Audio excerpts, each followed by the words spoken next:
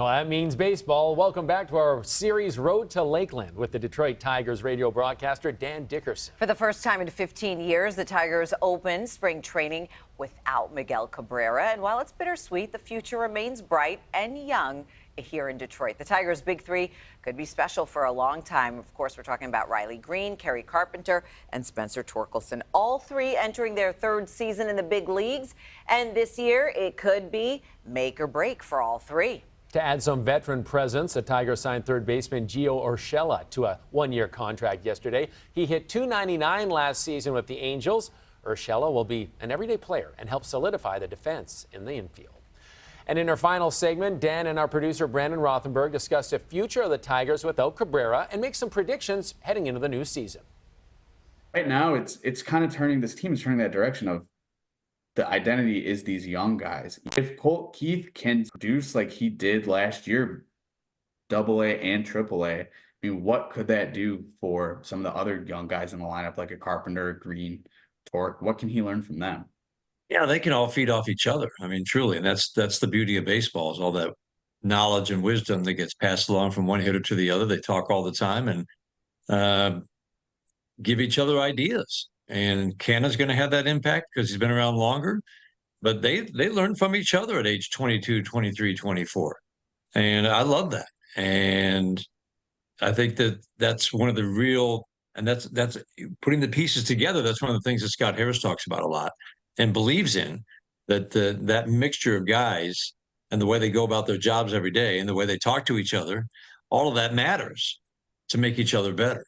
Obviously, last season, Miguel Cabrera called it a career. If you ask me, in my lifetime, I feel like when I think of the Tigers, when I see the Tigers, he is the first person that comes to mind.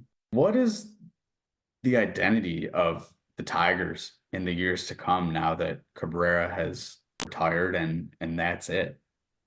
Yeah, it's gonna, well, we'll find out. I mean, it's funny how certain guys, I think with Miguel gone, I think there was still some reluctance from the guys who were there last year to kind of, it's not their clubhouse until Miguel Cabrera has officially retired, right? So I think now we get a chance to see maybe those personalities come out. Not that they were not coming out in the clubhouse, but I think you'll see it a little bit more, and we won't see it because it'll be behind, closed doors, maybe before it opens. But that's where the kind of the leadership comes from. And you don't know from the outside who's become the leader, but the identity of the team, I think, will be a team that plays an exciting brand of baseball because they're going to get more athletic. Vierling has speed. Parker Meadows has speed. Riley Green has pretty darn good speed. I mean, you've got some guys who can go first to third. Akil Baddoo has speed, but unfortunately, I'm not sure there's a spot for Akil Baddoo. Carpenter's got decent speed. You're going to, I think, because of that, push it a little bit more on the bases. Not only stealing bases, but going first to third, making that outfielder make a throw home, going second to home on a single.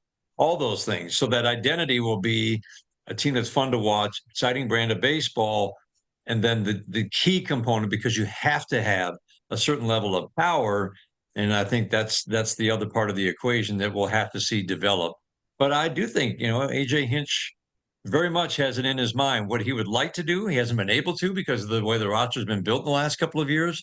But I think as this team gets younger, more athletic, you're going to see a little bit more aggressiveness. And I think that's a really exciting style of baseball when teams are pushing it on the bases, making you make a play, forcing you into mistakes because they're rounding first, heading to second on what looked like a routine single.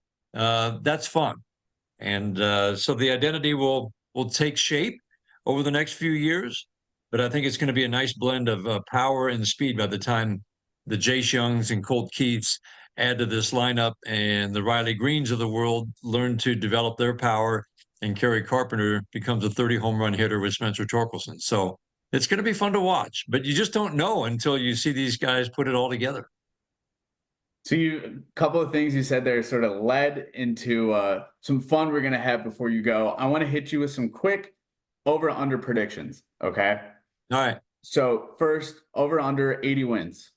Over. A Javi Baez batting average of 280. Under.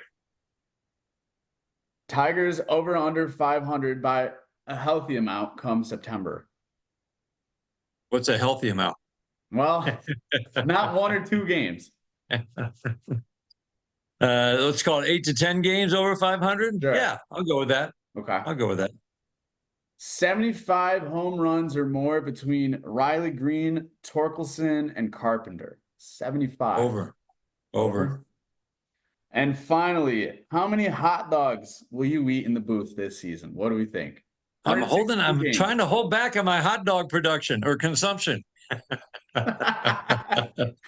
No, it's hard. There's a grill right down the hallway. You know that. There's a grill right there. I mean, I'm supposed to say no every day, but I'm pretty good at it. So I'll keep that over under below a half a dozen for the year. I'm not kidding.